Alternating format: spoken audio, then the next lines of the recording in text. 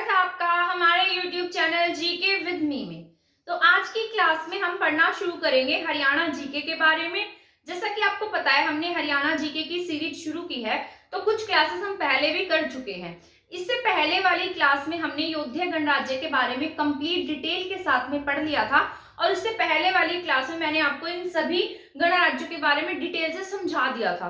आज की क्लास में हम इसको कंप्लीट लिखकर पढ़ लेते हैं ताकि हमारा कोई भी पॉइंट इसमें से रह ना जाए। इससे पहले वाली क्लास में मैंने आपको बताया था कि योध्या गणराज्य कहाँ कहाँ पर एक्टिव थे, उनकी राजधानी क्या थी, उनका जो सिक्के थे उनके ऊपर किसका चिन्ह अंकित था, वो सब हम पढ़ चुके थे। सबसे पहले जो सिक्के थे वो किसे मिले, जो योध्या गणराज्य था वो पूरे हरियाणा का सबसे बड़ा गणराज्य माना गया था। उसके बाद ये छुटपुट गणराज्य थे, ये सभी गणराज्यों ने आपस में मिलकर कुषाणों को हराया था। एक बार कुषाण जो कनिष्क था उसने किसे हरा दिया था, योद्धियों को, और इन सबको हरा दिया था और हमारे हरियाणा पर पूरा का पूरा वर्चस्व स्थापित किया था। उसके बाद मैंने बताया था कि बाद में कुषाणों के बाद में एक बहुत कमजोर सा शासक हुआ जिसका नाम वासुदेव था, उसको इन तीनों ने मिलकर यहाँ से भगा दिया था और त्रि नाम का सिक्का अंकित किया था। तो ये सब बातें जो थी वो हम पहले वाली क्लास में जान चुके हैं। आज की हमारी क्लास का मेन टॉपिक रहेगा अग्र गणराज्य के बारे में, कुनिंदों के बारे में और अर्जुनायन के बारे में। उसके बाद कुछ पॉइंट मैं आपको यहाँ पर मौर्योत्तर काल से रिलेटेड पढ़ा दूंगी, तो हमारा ये चैप्टर जो है वो कंप्लीट हो जाएगा। इसके बाद हमारी हिस्ट्री के सिर्फ 2 चैप्टर रह जाएंगे जो प्राचीन भारत से संबंधित है, यानी कि जिसमें हमारे प्राचीन हरियाणा का इतिहास आता है। तो वो 2 क्लासेस भी कराने के बाद मैं कंप्लीट आपको इसका रिवाइज करा दूंगी। जो भी हमने पढ़ा है वो सिर्फ एक क्लास में कंप्लीट रिवीजन हो जाएगी। इससे क्या होगा, आपको जो बातें हैं वो दोबारा से याद हो जाएंगी, रिमाइंड हो जाएंगी। तो स्टार्ट करते हैं हमारी आज की क्लास। सबसे पहले मैंने लिखा है अग्र गणराज्य, ठीक है। जैसा कि मैंने आपको बताया था कि ये कहां पर एक्टिव थे, इस तरीके से अग्र गणराज्य, अग्र यानी कि अग्रोहा में ज्यादा एक्टिव था, ठीक है। अग्रोहा कहाँ है, आपके हिसार में है, और यहीं पर अग्र गणराज्य एक्टिव था। तो मैंने आपको बताया था कि अग्रोहा से क्या मिले हैं, कुछ सिक्के मिले हैं, ठीक है। और अग्र किसकी राजधानी थी, जो भी वैश्य समाज के लोग हैं ऐसा माना जाता है कि यहीं से इनकी उत्पत्ति हुई है। तो यहाँ पर मैंने लिखा है अग्रोहा से प्राप्त सिक्कों से पता चलता है कि हिसार में अग्र गणराज्य था, ठीक है। तो अग्र गणराज्य कहाँ पर एक्टिव था, आपके हिसार में एक्टिव था। इनकी राजधानी क्या थी, अग्रोहा थी, इसीलिए इसका नाम क्या रखा गया, अग्र रखा गया। आपको पता है, मैंने आपको बताया था कि अग्रोहा से 7 एक ईंट मिली है जिस पर क्या लिखे हैं, संगीत के 7 स्वर अंकित है। तो वो बात भी आपको याद रखनी है। इस गणराज्य का जनक किसे माना जाता है, महाराजा अग्रसेन को माना जाता है, जिनके बाद में जो वैश्य हैं, ये जितने भी जैसे बढ़िया लोग हैं, जैसे गुप्ता है, गोयल है, जितने भी वैश्य समाज के लोग हैं जो व्यापार करते हैं, व्यापारी हैं, वो सभी किससे संबंधित है, महाराजा अग्रसेन से संबंधित है, ठीक है। भारत की वैश्य जाति, ये वैश्य जाति हमने कहां पर पढ़ी थी, वैदिक काल में पढ़ी थी, जब हमने 4 वर्ण पढ़े थे, जिसमें से तीसरे नंबर पर हमने क्या पढ़ा था, वैश्य पढ़ा था, जो क्या करते थे, व्यापार करते थे। इस वजह से इन्हें क्या कहा गया, पणी कहा गया, ठीक है। पणी ज्यादा कहां पर एक्टिव थे, आपके पानीपत में एक्टिव थे। तो ये तो मैंने आपको पढ़ा ही दिया था। भारत की वैश्य जाति किससे संबंधित है, अग्रवाल से संबंधित है, और ये किसके वंशज मानते हैं अपने आप को, महाराजा अग्रसेन के वंशज मानते हैं। ऐसा माना जाता है कि जो अग्र साम्राज्य था वो सूर्य प्रतापी जो भगवान राम हुए हैं इनके वंशज माने जाते हैं, ठीक है। तो ये किससे संबंधित है, अग्रवाल समाज से संबंधित है, ठीक है। इसका वर्णन अब बात करते हैं, अग्र गणराज्य का जो वर्णन है वो कौन सी पुस्तकों में किया गया है। इसके बाद इनका वर्णन अष्टाध्यायी में किया गया है, ठीक है। इसके बाद बोधायन में किया गया है, जो बौद्ध ग्रंथ के क्या थे, पुस्तकें थी, ठीक है। बोधायन के स्रोत सूत्र में किया गया है। इसके बाद महाभाष्य में किया गया है, ठीक है। तो ये बातें आपको क्या करनी है, याद रख लेनी है। इसके बाद योद्धियों की तरह अग्र दूसरा प्रसिद्ध गणराज्य था। तो अग्र कैसा था, 2nd नंबर पर आता था, और इससे पहले जो सबसे बड़ा गणराज्य था, मैंने आपको बताया था, पूरे के पूरे बीच वाले जो पूरा का पूरा उत्तर हरियाणा था वो किससे संबंधित था, योद्धियों से संबंधित था। और कहीं कहीं पर मैंने बताया था कि यहाँ पर हिसार के पास में अग्रोहा था, नीचे दक्षिण की पट्टी में क्या था, आपके अर्जुनायन थे, ऊपर शिवालिक की पहाड़ियों में कौन एक्टिव थे, कुनिंद एक्टिव थे। तो ये सभी बातें तो मैंने आपको पढ़ा दी थी। तो यहाँ पर ये कह रहा है कि योद्धियों की तरह अग्र क्या था, हमारे हरियाणा का दूसरा बड़ा गणराज्य था। पहला कौन सा था, योद्धे थे, और दूसरे कौन थे, प्रसिद्ध अग्र थे। अग्रों के 10 सिक्के मिले हैं, ठीक है। ये बहुत इंपॉर्टेंट पॉइंट है जो मैं आपको बता रही हूँ। 1 मिनट मार्कर चेंज कर लूं मैं, ठीक है। तो बात करते हैं अग्रों के सिक्के की। तो यहाँ पर अग्रों के पूरे कितने सिक्के मिले हैं, हमें 10 सिक्के मिले हैं, ठीक है। तो ये इंपॉर्टेंट पॉइंट है जो मैं यहाँ पर आपको बता रही हूँ, जिनमें से 9 सिक्के रोजर्स को एक रोजर्स था जो क्या था, मतलब ब्रिटिश अधिकारी था, ठीक है। तो पहले जिस समय में हमारे यहाँ पर क्या हुए, ब्रिटिश अधिकारी हुए, उन्हीं के समय में खुदाइयां कराई गई, क्योंकि उस समय में टेलीग्राफ लाइनें, जिस तरीके से रेलवे का विस्तार है, ये सब किसके द्वारा कराया गया था, ब्रिटिशर्स के द्वारा कराया गया। जैसे जैसे उनके द्वारा खुदाइयां कराई गई तो इन्हें बहुत सारे मतलब अलग अलग चीजें मिली, जिसमें से हमारे हरियाणा के अग्रोहा से क्या मिले, इन्हें 10 सिक्के मिले हैं, ठीक है। ये किसको मिले हैं, रोजर्स को मिले हैं। 10 में से 9 सिक्के किसे मिले, रोजर्स को मिले, और एक सिक्का आसपास कहीं बाद में बरवाला के आसपास मिला है। तो एक सिक्का अलग है और 9 सिक्के क्या है, अलग है। 9 सिक्के किसे मिले हैं, रोजर्स को मिले हैं, और एक सिक्का कहां से मिला, बरवाला से मिला है, ठीक है। रोजर्स के ये जो 9 सिक्के प्राप्त हुए थे रोजर्स को, ये रोजर्स जो था ना, ये बाद में 9 सिक्कों को कहां ले गया, ब्रिटेन में ले गया। आपको पता है वैसे भी ये जो ब्रिटिश अधिकारी थे, ये कितना धन हमारे इंडिया से लूट लूट कर ब्रिटेन में ले गए। जहां हमारे इंडिया से जो भी बहुमूल्य चीजें मिली वो सभी कहां है, आज ब्रिटिश संग्रहालय में रखी हुई हैं। आपको याद होगा, आपने अगर हिस्ट्री का चैप्टर पढ़ा होगा, अगर आपने 8th क्लास की एनसीईआरटी पढ़ी होगी, तो उसमें एक चैप्टर है जिसमें बिल्कुल डायरेक्ट बताया गया है, एक खिलौना सा है जिसमें मतलब शेर की तरह टीपू सुल्तान को दिखाया गया, और नीचे एक ब्रिटिश अधिकारी लेटा हुआ है, उसके ऊपर वो शेर ऐसे उसको मार रहा है। तो ऐसा कहा गया है कि जो खिलौना है ना, वो बहुत मतलब बहुत भारी था, लोहे का बना हुआ था, और इसको ब्रिटिश अधिकारी अपने साथ में ले गए, और आज वो कहाँ रखा गया है, ब्रिटिश संग्रहालय में पड़ा है। तो देख लो हमारी कितनी कितनी बहुमूल्य चीजें कहाँ है, ब्रिटिश संग्रहालय में रखी गई है। तो इसी तरीके से 9 सिक्के जो है वो आज कहाँ पर है, ब्रिटिश संग्रहालय में रखे गए हैं। जो ये अंग्रेज है ना, इनके वहां पर है ये, ठीक है, ब्रिटेन में है। और उसमें से जो हमारा एक सिक्का लास्ट में मिला था ना, वो हमारे भारतीय संग्रहालय में है, बाकी सभी कहाँ है, हमारे ब्रिटिश संग्रहालय में है। तो एक सिक्का कहाँ पर है, हमारे भारतीय संग्रहालय में, और जो 9 सिक्के मिले थे वो ब्रिटिश संग्रहालय में रखे गए हैं। तो ये पॉइंट आपको याद रख लेना, बहुत इंपॉर्टेंट पॉइंट है, आपका एग्जाम के पॉइंट ऑफ व्यू से भी जरूरी है। अगर आपके एग्जाम में डीपली क्वेश्चंस आ जाते हैं ना, तो आपको ऐसे कुछ भी घुमा फिरा कर पूछ सकता है, तो आप जितने भी हरियाणा जी के है एग्जाम होने तक उसको पूरा कंप्लीट कवर कर लो, ठीक है, क्योंकि इसमें से कुछ भी आ सकता है। 1938 से 39 में एच.एल. श्रीवास्तव को अपने अगरों के 51 सिक्के, पहले कितने मिले थे, अगरों के 10 सिक्के मिले थे। इसके बाद एक और भारतीय हुए जिनका नाम था एच.एल. श्रीवास्तव, जिन्हें हरियाणा से कितने सिक्के मिले, अगरों के 51 सिक्के मिले हैं। तो आपको याद रखना है कितने सिक्के प्राप्त हुए, बाद में 51 कॉइन्स मिले हैं, 51 सिक्के मिले हैं। इससे पहले कितने सिक्के मिले थे, 10 सिक्के, और एच.एल. श्रीवास्तव को कितने सिक्के मिले, 51 सिक्के। बाद में यहाँ पर लिखा है सिकंदर के इतिहासकार। अब यहाँ पर सिकंदर का जिक्र किस प्रकार आ रहा है, ये ना बहुत पुरानी कहावत है। ऐसा कहा गया है कि जो सिकंदर था, आपको पता है सिकंदर वैसे हमारे मतलब पंजाब से महानदी, एक नदी के पास से वो वापस चला गया था, ठीक है, व्यास नदी के आगे तो आया ही नहीं था, वहीं से पीछे की पीछे तरफ से वो कहाँ भाग गया, वहां मतलब अपने देश में चला गया था, ठीक है, क्योंकि उसको किसी ने ऐसे कह दिया था कि इनके पास बहुत हाथी हैं, मतलब ऐसे से मतलब जो हाथी होते हैं अगर उन्होंने तुम्हारे ऊपर आक्रमण कर दिया तो तुम यहाँ पर बच नहीं पाओगे। तो उसके मन में क्या हो गया, एक डर बैठ गया था, और कुछ ऐसी मतलब कहावतें भी कर दी थी कि अगर तुम आगे आओगे तो तुम्हें एक बीमारी लग जाएगी, वो कभी ठीक नहीं होगी, तुम मर जाओगे। तो ऐसी सी कहानियां सी घड़ी गई थी जिससे सिकंदर डरकर पीछे की तरफ भाग गया था। और परंतु अब मतलब कुछ जगह पर ऐसा लिखा गया है कि जो सिकंदर है ना, वो कहाँ तक आया था, हमारे अग्रोहा तक आया था। और सिकंदर के जो इतिहासकार है उन्होंने अग्रोहा को क्या कहा है, अगस्तलोई कहा है।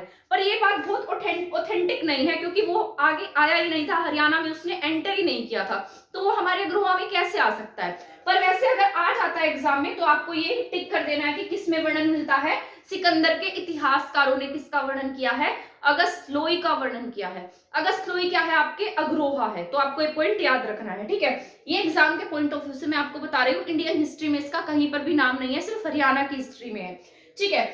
बाद में अगरों का विलय योद्धियों में हो गया। मैंने आपको बताया था ना कि इनकी लड़ाइयां हुई थी किसके साथ में, कुषाणों के साथ में। तो इन्होंने और योद्धियों ने मिलकर क्या किया था, आपस में उनके साथ में लड़ाइयां की थी, और ये जीत गए थे। वी नाम का इन्होंने सिक्का भी चलाया था। तो बाद में क्या हो गया, जो ये मतलब जो अग्र थे उनका विलय किस में हो गया, योद्धियों में हो गया, यानी कि किसके साथ में मिल गए थे, ये योद्धियों के साथ में मिल गए थे। अब आप यहाँ से अंदाजा लगा सकते कि योद्धे क्या थे, उस समय बहुत शक्तिशाली थे। तो यहाँ पर क्या योद्धियों में इनका क्या हो जाता है, विलय हो गया। इसके बाद कुछ पुस्तकें हैं जिनमें क्या किया गया, अग्रोहा का वर्णन किया गया है, जिसमें से बोधियान है, ठीक है। बोधियान के बाद में स्रोत सूत्र है, पतंजलि ने भी इसका वर्णन किया है। तो ये बातें आपको याद रख लेनी है। इसके बाद मैंने लिखा है अगाच या अगत्य, ये क्या है, अग्रोहा के नाम है, ठीक है। इसका मतलब क्या है, अग्र प्रदेश में रहने वाले, जो अग्रोहा के प्रदेश में रहते थे उन्हें क्या कहा जाता था, अगाच, अगाच या फिर अग्रात्य, अग्रत्य, ठीक है। ये दो नाम किसके हैं? अग्रोहा में रहने वालों के। एक का नाम अग्रच है और एक का नाम अगर्त्य है। तो ये पॉइंट क्या करने हैं, आपको याद रख लेने हैं, ये क्या आपके जरूरी है, अग्र गणराज्य से संबंधित है। इसके बाद हम आगे पढ़ते हैं। यहाँ पर मैंने लिखा है कुनिंद गणराज्य के बारे में। मैंने आपको बताया था कि जो कुनिंद थे वो आपके उत्तर पूर्व हरियाणा में एक्टिव थे, शिवालिक की रेंज के पास में एक्टिव थे, अंबाला में ये ज्यादा एक्टिव थे, ठीक है। तो यहाँ पर मैंने लिखा है अंबाला के आसपास यह गणराज्य था। तो अगर आपसे पूछा जाता है कि कुनिंद गणराज्य जो है वो कहाँ पर एक्टिव था, तो आप क्या टिक करेंगे, कहाँ था ये एक्टिव? अंबाला में, ठीक है। अंबाला के आसपास यह गणराज्य क्या था? एक्टिव था। कुनिंदों ने योद्धियों के साथ मिलकर किसको हरा दिया था? कुषाणों को हराया था, ठीक है। सॉरी, यहाँ पर इन्होंने हराया था और द्वि नाम का सिक्का चलाया था। अगरों ने द्वि नाम का सिक्का नहीं चलाया, कुषाणों ने चलाया, मेरे कुनिंदों ने चलाया है, ठीक है। और किसको हराया है? कुषाणों को। मेरे माइंड में कुनिंद आ गए थे, ठीक है। तो यहाँ पर कुषाणों को क्या किया, इन्होंने हराया था और इसके साथ साथ इन्होंने क्या चलाया? द्वि नाम का सिक्का चलाया है। तो ये जरूरी है। तो अगर आपसे पूछता है कि जो द्वि सिक्का है वो किसके द्वारा चलाया गया, तो आप क्या टिक कर देंगे यहाँ पर? कुनिंद प्लस योद्धे, ठीक है। तो कुनिंद प्लस योद्धियों ने क्या चलाया? द्वि नाम का सिक्का चलाया। और इन्होंने किसको हरा दिया था? कुषाणों को, जो इकुजुल कडफिसिस था उसको हराया था। पर बाद में किससे हार गए थे? कनिष्क से हार गए थे, ठीक है। सिक्का चलाया। कुनिंद कालीन सिक्के कहाँ से मिले हैं? बूढ़िया से मिले हैं, जगाधरी से मिले हैं और सुध से मिले हैं। सुध यमुनानगर में है, बूढ़िया और जगाधरी ये सभी कहाँ है? यमुनानगर में, क्योंकि ये तो आसपास की ही पट्टी लगती थी इनके, और उस समय में तो ये सभी एरिया एक था जो आज हम पढ़ रहे हैं, ठीक है। तो इसमें इन्होंने इनके जो सिक्के हैं किसके? कुनिंदों के। कहाँ से मिले? बुढ़िया से, जगाधरी से और सुध से। ये मैंने आपको सारे के सारे सिक्के विद डिटेल के साथ में, ट्रिक्स के साथ में भी पढ़ा रखे हैं। पहले वाली क्लास मैंने कंप्लीट कराए हैं। एक डॉक्टर अल्तेकर थे, जो क्या थे? इतिहासकार थे। क्या नाम है इनका? डॉक्टर अल्तेकर। इनके अनुसार द्वि जो नाम का सिक्का है वो किनका था? अगर तो यहाँ पर लिखा है द्वि नामक सिक्का योद्धे और कुनिंदों का था, तो आपको क्या करना है, ये याद रख लेना है। ये सिक्का किसका है? योद्धियों का है, और योद्धियों के साथ साथ किनका है? कुनिंदों का है। तो द्वि नाम का जो सिक्का है वो किसके द्वारा चलाया गया है? कुनिंदों के द्वारा, और साथ में योद्धियों के द्वारा ये सिक्का चलाया गया, ठीक है। तो इसका ये क्या पढ़ लिया हमने? कुनिंद गणराज्य के बारे में। इसके बाद हम पढ़ते हैं अर्जुन गणराज्य के बारे में। अर्जुनायन, अर्जुनायन कौन थे? जो किसके वंशज थे? अर्जुन के वंशज थे, जिसमें से परीक्षित हुए, जन्मेजय हुए, तो ये सभी किसके वंशज हैं? जन्मेजय के, सॉरी अर्जुनायन के वंशज है, ठीक है। अर्जुनायन क्या था? इस गणराज्य का विस्तार कहां पर किया गया? मैंने आपको बताया था कि जो अर्जुनायन थे वो कहां पर एक्टिव थे? दक्षिण की पट्टी में एक्टिव थे, ठीक है। दक्षिण के साथ साथ ये कहां पर लगते थे? राजस्थान के साथ में भी इनका एरिया टच होता था। तो यहाँ पर इस गणराज्य का विस्तार राजस्थान के कुछ भाग और हरियाणा के महेंद्रगढ़ था। कहां कहां पर था ये? हरियाणा का महेंद्रगढ़, हरियाणा के महेंद्रगढ़ के साथ साथ यहाँ इनके साथ में राजस्थान की पट्टी के साथ में टच होते थे। डॉक्टर अल्तेकर के अनुसार द्विन नाम का सिक्का योद्धे प्लस अर्जुनायन का था। तो अब यहाँ पर देखो, यहाँ हमने क्या पढ़ा है? द्वि नाम का सिक्का पढ़ा, और यहाँ पर नय लग गया, तो ये क्या हो गए? द्विन, ठीक है। अर्जुनायन में क्या आता है? नय आता है। तो ऐसे याद रख लेना, द्विन किसका था? अर्जुनायन का था। और कुनिंदों के क्या थे? द्वि थे। अर्जुनायन वैसे भी बड़ा है तो इसके साथ में बड़े वाला, तो द्विन। और ये कुनिंद वैसे भी 3 अक्षर का है, छोटा है, तो ये क्या है? द्वि है। ऐसे याद रख लेना, ठीक है।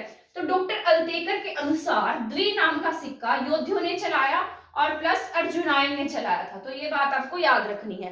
तो द्विन नाम का सिक्का किसका था? योद्धियों का, और साथ साथ किसका था? अर्जुनायन का था। इसके बाद में डॉक्टर जायसवाल के अनुसार, ये भी क्या हुए? इतिहासकार हुए हैं। जो हिस्टोरियन होते हैं ना, ये बार बार रिसर्च करते रहते हैं। जैसे सिक्कों पे रिसर्च करेंगे, किसी मूर्ति के ऊपर रिसर्च करेंगे कि कितनी पुरानी थी, किसके टाइम की थी, कौन से पीरियड में हुई, ठीक है। तो ये सब इनका काम होता है। तो डॉक्टर जायसवाल के अनुसार लगभग 200 ईसा पूर्व के आसपास अर्जुनायन क्या थे? अस्तित्व में थे। तो ये पॉइंट याद रखना है। अर्जुनायन कब अस्तित्व में आए? 200 ईसा पूर्व के आसपास क्या थे? ये अस्तित्व में थे, ठीक है। कुषाणों के साथ में लड़ते हुए, मतलब जो कुषाण था, कुषाणों का जो राजा था कनिष्क, क्या नाम था इसका? कनिष्क। तो कनिष्क के साथ में इनकी बाद में क्या हुई थी? लड़ाई हुई थी, और इनके साथ में लड़ाई करते हुए योद्धा, कुनिंद, अर्जुनायन ये सभी क्या हो गए?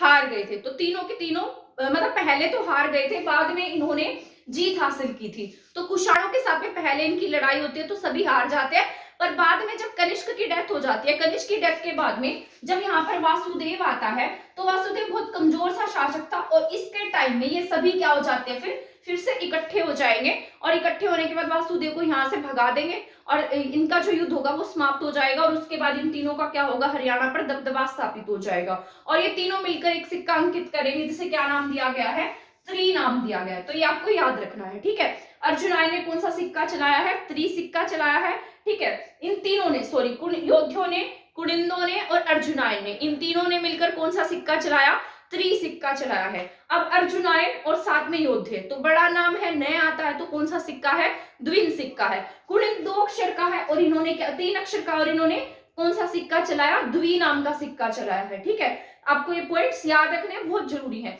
यहाँ पर अर्जुन, ये जो अग्र थे, यहाँ पर 10 सिक्के मिले थे किसको, रोजर्स को, जिसमें से वो 9 सिक्के अपने साथ कहाँ ले गया, ब्रिटेन में ले गया और वो कहाँ पर रखे गए हैं, ब्रिटिश संग्रहालय में रखे गए हैं और एक सिक्का हमारे भारतीय संग्रहालय में है। इसके बाद हमारे इंडिया से हरियाणा से 51 सिक्के मिले HL श्रीवास्तव के द्वारा, तो वो कहाँ पर हमारे इंडिया में ही, हरियाणा में ही। आज तो पता नहीं इंडिया इंडिया याद आ रहा है बार बार। सिकंदर के इतिहासकारों ने क्या कहा है, अगस्त को अगस्त लोई कहा है, ठीक है। तो यहाँ पर क्या 51 सिक्के और ब्रिटिश संग्रहालय में 9 सिक्के, भारतीय संग्रहालय में 1 सिक्का। आई होप ये पॉइंट तो आपको समझ में आ गए होंगे, जितने भी यहाँ पर मैंने पॉइंट्स बताए हैं। अब पढ़ लेते हैं थोड़ा मौर्यों के बाद का पीरियड, मौर्योत्तर पीरियड कैसा रहा था। ये सभी किसके टाइम की बातें हो रही हैं, जब हमारे यहाँ पर बीच में किसका शासन था, कनिष्क का, ठीक है। कुषाणों का, कुषाण ज्यादा एक्टिव थे। मौर्योत्तर पीरियड के बारे में, अब ये मौर्योत्तर काल है। मौर्योत्तर काल में वृत्रथ की हत्या करके, वृत्रथ कौन था, ये मौर्यों के समय का था। ये बाद में जो अशोक था ना, अशोक के वंशज में से एक हुआ था, जो बौद्ध धर्म को क्या मानता था, बहुत ज्यादा मानते थे बौद्ध धर्म को, परंतु बौद्ध धर्म के जो भी प्रचारक थे उनसे कौन चिढ़ने लगा, पुष्यमित्र शुंग। तो पुष्यमित्र शुंग इसका सेनापति था और इसने क्या किया, अपनी सेना में सारे के सारे ब्राह्मणों को शामिल कर लिया और इसको मरवा दिया, ठीक है। और यहाँ पर किसका शासन हो गया हमारे इंडिया पर, शुंग वंश का। तो यहाँ पर लिखा है वृत्रथ की हत्या शुंग 185 ईसा पूर्व में इसकी मृत्यु हो गई थी, इसके शासक ने कर दी। शुंग कालीन मूर्तियां मिली हमारे यहाँ से, क्योंकि अगर इसने इसकी हत्या की है तो यहाँ पर इसका किसका व्यवस्थापित हो जाएगा, शुंग वंश का, ठीक है। तो पुष्यमित्र शुंग क्या होगा, यहाँ पर एक्टिव हो जाएगा और उसकी यहाँ पर क्या मिलेंगी, मूर्तियां मिलेंगी, सिक्के मिलेंगे। तो शुंग कालीन मूर्तियां जो है वो कहाँ से मिली है, सुध से मिली है। सुध के साथ साथ सुध का यमुनानगर, सुध यमुनानगर से मिली है, ठीक है। तो ये पॉइंट क्या करना, आपको याद रख लेना है। इसके बाद इंडो ग्रीक सिक्के जो है वो कहाँ से मिले हैं, खोखराकोट रोहतक से मिले हैं। ये बहुत इंपॉर्टेंट सेंटर था जहां से बहुत सारे सिक्के प्राप्त हुए हैं, तो खोखराकोट आपको याद रख लेना है, इंपॉर्टेंट है। इसके बाद कुछ पॉइंट्स और रह गए हमारे। भारत में प्राचीन पंचमार्क सिक्के प्राप्त हुए हैं। सबसे प्राचीन सिक्कों की बात अगर की जाए तो कौन से सिक्के हमारे इंडिया हरियाणा में, पंचमार्क सिक्के हैं। इसके साथ साथ इंडिया के भी सबसे पुराने सिक्के कौन से हैं, पंचमार्क सिक्के हैं। ये एनसीईआरटी बुक में बिल्कुल एज इट इज ऐसे सिक्के भी दिखाए गए हैं, अगर आपने एनसीईआरटी पढ़ी है तो, ठीक है। तो भारत में सबसे प्राचीन पंचमार्क सिक्के प्राप्त हुए हैं। कनिष्क के सोने के सिक्के कहां से मिले हैं, मीठाथल भिवानी से मिले हैं, क्योंकि आपको पता है कनिष्क ने योद्धियों को हरा दिया था और उनकी राजधानी में मतलब जो अपना काम है वो शुरू किया था, तो उसकी राजधानी से भी सिक्के मिले और आसपास के एरिया से भी उसके सिक्के मिले हैं। पर अगर सोने के सिक्के की बात की जाए तो कनिष्क के जो सोने के सिक्के हैं वो कहां से मिले, मीठाथल से मिले हैं। मीठाथल कहां पर है, भिवानी में है। हड़प्पन साइट है, सीसवाल साइट है। पहले सीसवाल साइट थी, बाद में किस में चेंज हो गई, हड़प्पन साइट में चेंज हो गई। और मीठाथल की खुदाई के काम कब हुए, 1968 में सूरजभान के नेतृत्व में। मैंने आपको सारा पढ़ाया था। अब पंचमार्क जो सिक्के थे वो किसके बने होते थे, सोने के भी थे और चांदी के भी थे, तो ये 2 मेटल्स के बने होते थे। तो ये पॉइंट क्या करने आपको याद रख लेने हैं। तो हमारे जितने भी पॉइंट्स थे वो यहाँ पर क्लियर हो गए हैं। मैंने आपको पूरा कंप्लीट वैदिक उत्तर पीरियड पढ़ा दिया है। नेक्स्ट क्लास में पढ़ाऊंगी मैं मौर्य उत्तर पीरियड के बारे में। हमारे यहाँ पर जो गुप्तकालीन पीरियड आया था, जिसमें हमारे यहाँ पर कहीं कहीं पर पुष्यभूति, कहीं चौहान, कहीं तोमर, इस तरीके के जो शासक थे वो एक्टिव हुए। उसके बाद एक बौद्ध धर्म और जैन धर्म के बारे में पढ़ाऊंगी, क्योंकि बौद्ध और जैन दोनों हमारे हरियाणा के अग्रोहा से और रोहतक से संबंधित है, इसलिए उसका पढ़ना भी जरूरी है। इसके बाद हमारा जो ये फर्स्ट कंप्लीट हो जाएगा प्राचीन हरियाणा, ठीक है। तो ये सारा का सारा कंप्लीट हो जाएगा। इसकी रिवीजन के लिए मैं एक क्लास बना दूंगी, उसमें आपका भी रिवीजन हो जाएगा और आपको अच्छे से समझ में आ जाएगा। आपको ये भी पता लगेगा कि आपको कितने पॉइंट्स याद हो गए हैं, ठीक है। तो उसके बाद हम शुरू करेंगे मध्यकालीन हरियाणा में, मध्यकालीन भारत में हरियाणा कैसा था। आई होप आपको एक क्लास समझ में आई होगी। अगर आपको मेरा पढ़ाया हुआ समझ में आता है तो प्लीज मेरे चैनल को सब्सक्राइब कर दीजिएगा और मेरी वीडियो को शेयर कर दीजिएगा, ठीक है। थैंक यू, धन्यवाद।